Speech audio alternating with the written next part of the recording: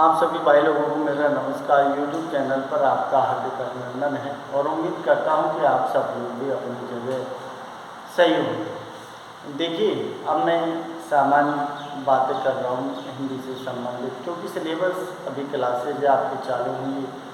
Classes के हिसाब से आपका जो है पाठ्यक्रम वो चलेगा, तो अलग अलग तरीके से पाठ होंगे तो उनको मैं अलग बनाऊँगा। लेकिन इससे पहले अपनी जो बात चल रही थी वो आपकी चल रही थी कि मैंने आपको बताया था कि हिंदी की उत्पत्ति है, उसका विकास क्रम है, कैसे हुई है, कितने चरणों में उसका विकास हुआ है। और इसके बाद जैसे अपन बात कर रहे थे और बात अपनी जैसी चल रही थी कि हिंदी की उत्पत्ति आपकी कहाँ से होती है कि संस्कृत के बाद क्या है आपकी पाली, पाली के बाद क्या है प्राकृत, और प्राकृत के बाद क्या है आपकी अपभ्रंश, और अपभ्रंश के बाद आपकी क्या आती है हिंदी आती है। ये कालक्रम मैंने आपको बताया था। ये कालक्रम जो है सबसे पहले संस्कृत का, फिर पाली का, प्राकृत का, अपभ्रंश का और हिंदी का। अपभ्रंश और हिंदी के बीच की एक कड़ी है जिसको अभट्ट भाषा के नाम से जाना गया है। अभट्ट में कोई साहित्यिक रचना ऐसी नहीं मिली है। जैसे आदिकाल के कवि हैं विद्यापति, उनकी रचना है कीर्तिरता, उसमें अभट्ट भाषा को देसी भाषा बोला है, तो उसका कोई इतिहास ऐसी काव्य रचना नहीं मिली है। तो देखिए, संस्कृत अपनी पहली स्टेज, जिसे अपन कहते हैं कि हिंदी भाषा की जननी के रूप में संस्कृत को जाना जाता है, तो संस्कृत हमारी क्या है देव भाषा है, नहीं क्या, और वैदिक भाषा के नाम से इसको जाना जाता है, क्योंकि वेद पुराण, रामायण, महाभारत जो है वो सारे संस्कृत में रची हैं। तो यही युग है वो। उसके बाद पाली आती है। पाली में बौद्ध धर्म का जो प्रचार प्रसार हुआ है, बौद्ध धर्म के जो उपदेश दिए हैं, बौद्ध धर्म से संबंधित जो रचनाएं रची हैं वो पाली भाषा में रची हैं। उसके बाद प्राकृत हुआ है। प्राकृत भाषा जो चली है उसमें जैन धर्म जो तीर्थंकर हुए, जो जैन से संबंधित तीर्थंकर हुए, उन तीर्थंकरों की उनकी प्रमुख रचनाओं को, उनके उपदेशों को प्राकृत भाषा में रखा है। उसके बाद अपभ्रंश भाषा का विकास हुआ है।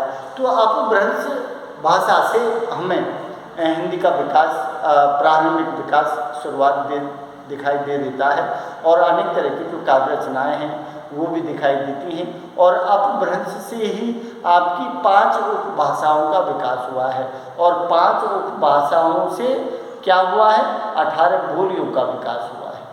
इस विषय को लेकर मैं आपसे चर्चा करूंगा और इसी के क्रम को मैं आपको बताऊंगा।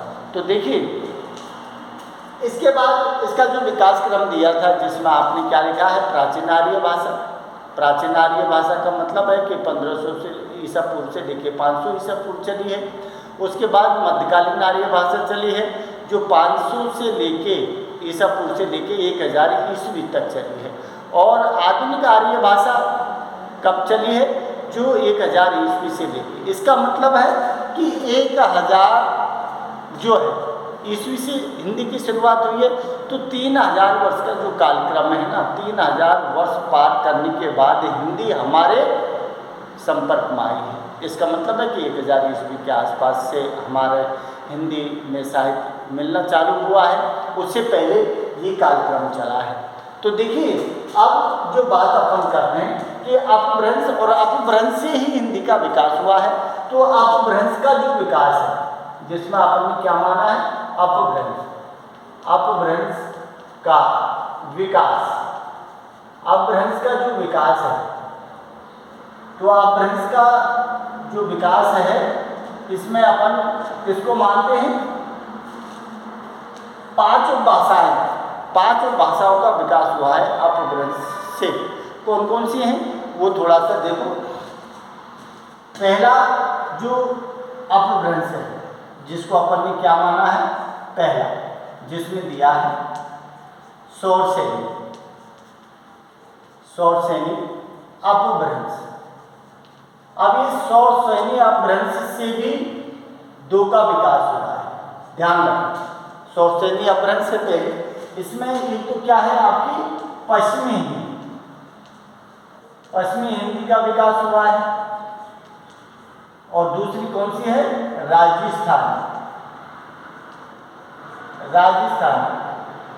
राजस्थानी हिंदी का विकास हुआ है। और दूसरी आपकी कौन सी है, दूसरी आपकी है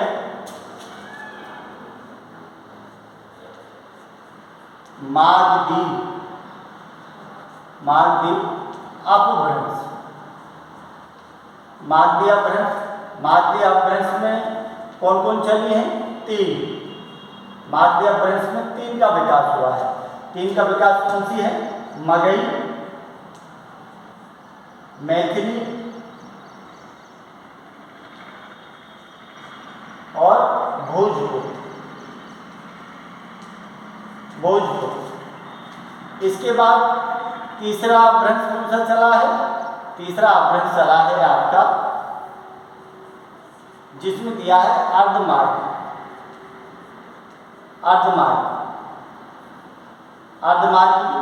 अर्धमार्गी में कितनी चली हैं, अर्धमार्गी में भी आपके 3 चली। कौन सी है, अवधी,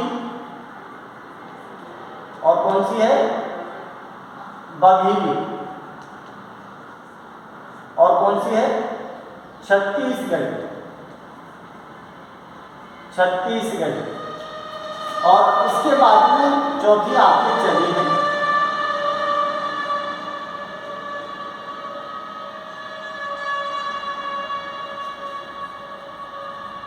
खस अपभ्रंश। खस अपभ्रंश में कौन सी चली है, जिसे अपन कहते हैं गढ़वाली, और क्या चली है कुमाऊनी। गढ़वाली और कुमाऊनी। अब देखिए शौरसेनी अपभ्रंश जो है, शौरसेनी अपभ्रंश में क्या है, पश्चिमी हिंदी का विकास हुआ है, और शौरसेनी अपभ्रंश से ही राजस्थानी हिंदी का विकास हुआ है। पश्चिमी हिंदी में कौन सी है आपके, पश्चिमी हिंदी में है खड़ी बोली है, कौन सी है ब्रजभाषा है, कौन सी है कन्नौजी है, कौन सी है बुंदेली है, और कौन सी है बांगरू भाषा, जिसे हरियाणवी भाषा के नाम से जाना गया है। तो खड़ी बोली है, ब्रजभाषा है, कन्नौजी है, बुंदेली है और बांगरू। राजस्थानी भाषा में क्या है, राजस्थानी भाषा में जयपुरी, मेवाती, मारवाड़ी,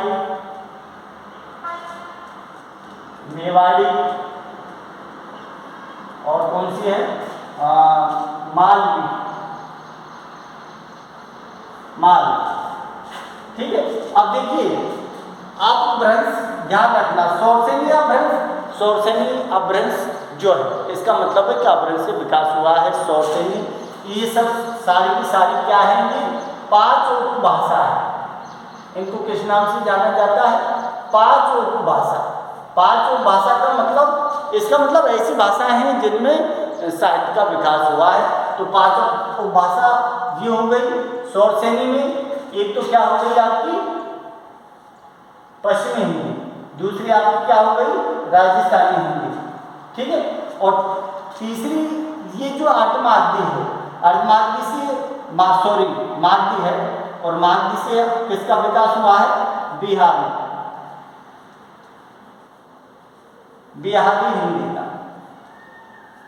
हिंदी का। तो तीसरी आपकी ये हो गई। अर्धमागधी से किसका हुआ है, पूर्वी हिंदी का, ध्यान रखना पूर्वी हिंदी का। तो चौथी आपकी ये हो गई। और 5वीं जो है इससे किसका विकास हुआ है,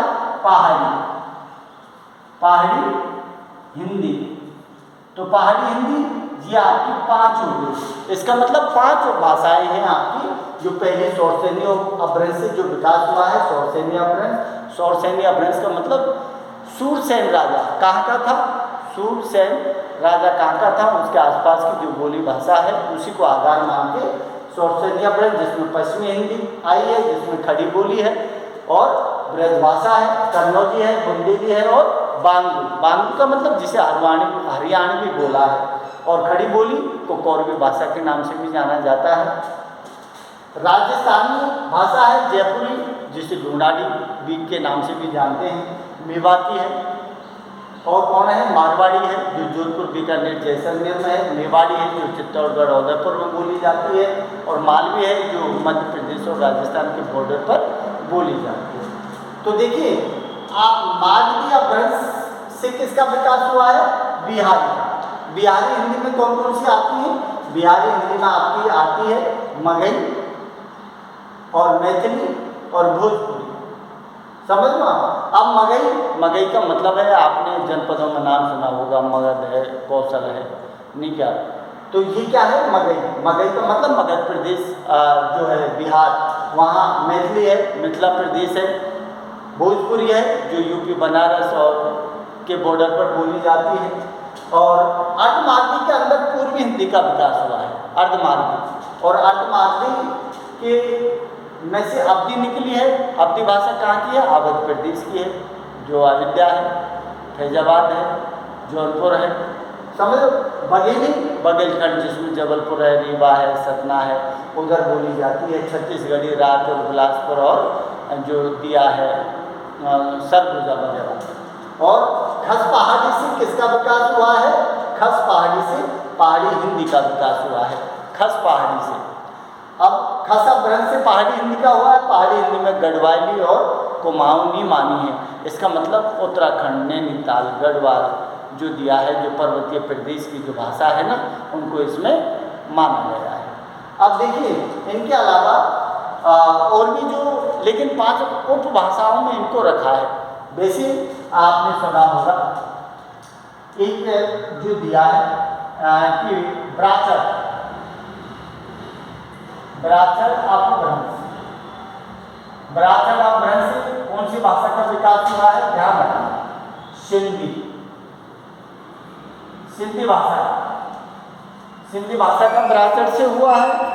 इसके बाद आपका क्या बोलते हैं, महाराष्ट्री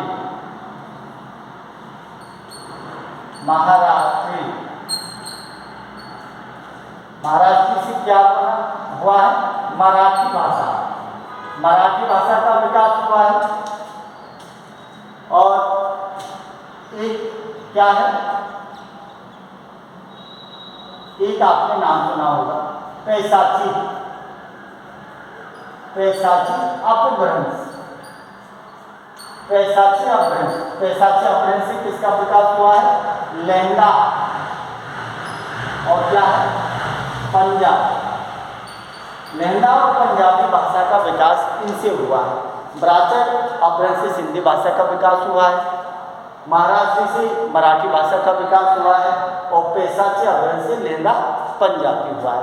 तो देखिए ये 5 भाषाएं हैं। शौरसेनी अपभ्रंश में पश्चिमी, राजस्थानी, बिहारी हिंदी, पूर्वी हिंदी और पहाड़ी हिंदी। इनमें अब देखिए 5 भाषाएं हैं और 18 आपकी बोली हैं।